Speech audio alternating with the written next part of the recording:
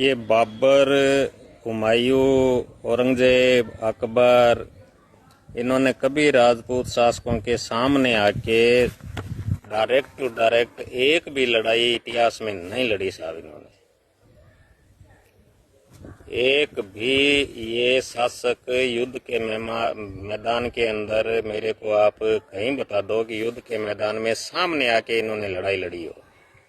फटती थी इनकी इन राजपूत शासकों से, कलेजे कांपते थे इनके।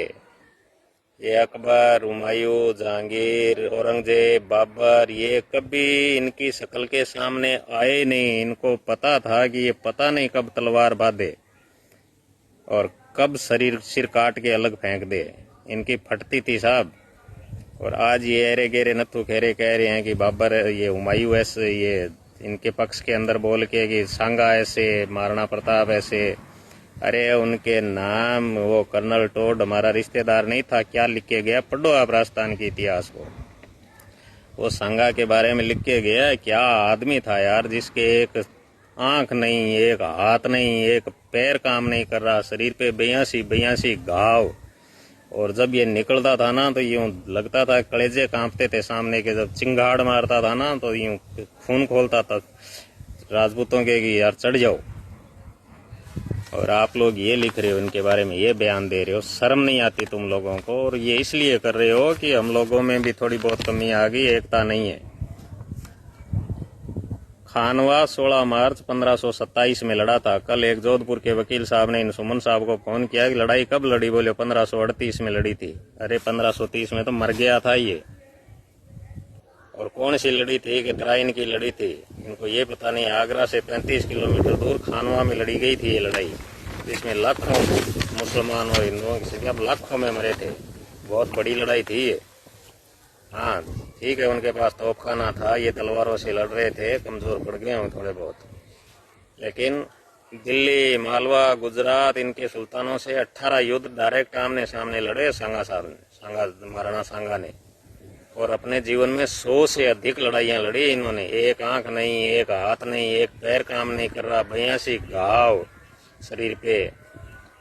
1517 में खेतोली, 1518 से 19 में धौलपुर में दिल्ली सुल्तान लोधी को 2 बार हराया था।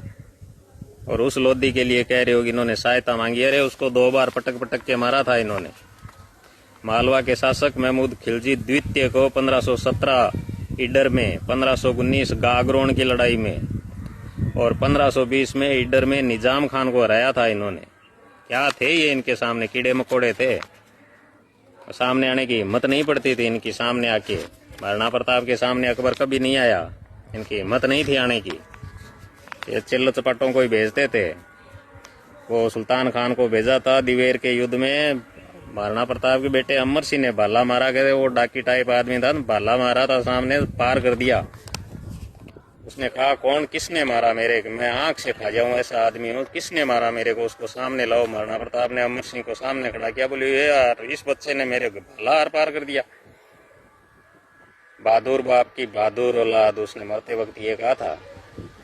तो साहब राजपूतों के सामने हिम्मत नहीं होती थी इनकी लड़ने की।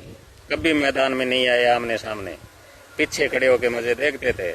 खानवा के युद्ध में हाथी पे चढ़ के महाराणा सांगा डायरेक्ट आगे जाके अपनी सेना को नेतृत्व दे रहे थे। ये पीछे से कहीं नेतृत्व दे रहा था या पता नहीं मैदान में था या नहीं था।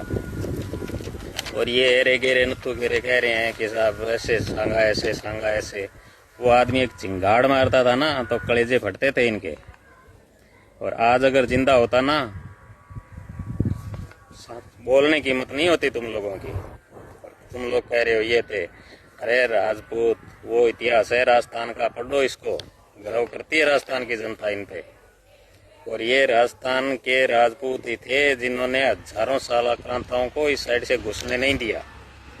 और ये बाबर भी आया था ना तो सिंध को जीतते हुए पंजाब के रास्ते थे आया था, पंजाब के रास्ते।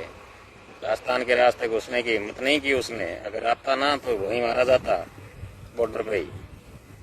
आप कह रहे हो ये बहुत गलत बोल रहा है, नहीं बोलना चाहिए था। भुगतना पड़ेगा एकदम, आने दो समय, भुगतना पड़ेगा साहब। आजकल वोटों की राजनीति होती है, यूपी में भी राजपूत कम नहीं है। वोटों से देंगे जवाब, एकदम देंगे। सड़कों पे आके नहीं तो वोटों से जरूर देंगे। समय आएगा, रुक जाओ। जय माता ईसा कहागणी। अच्छा लगे तो शेयर फॉलो लाइक करना और यूट्यूब पे सब्सक्राइब कराना हुक्म, और ज्यादा से ज्यादा लोगों तक पहुंचाना इसको। समाज में जागरूकता आए, एकता आए। जय माता ईसा कहागणी।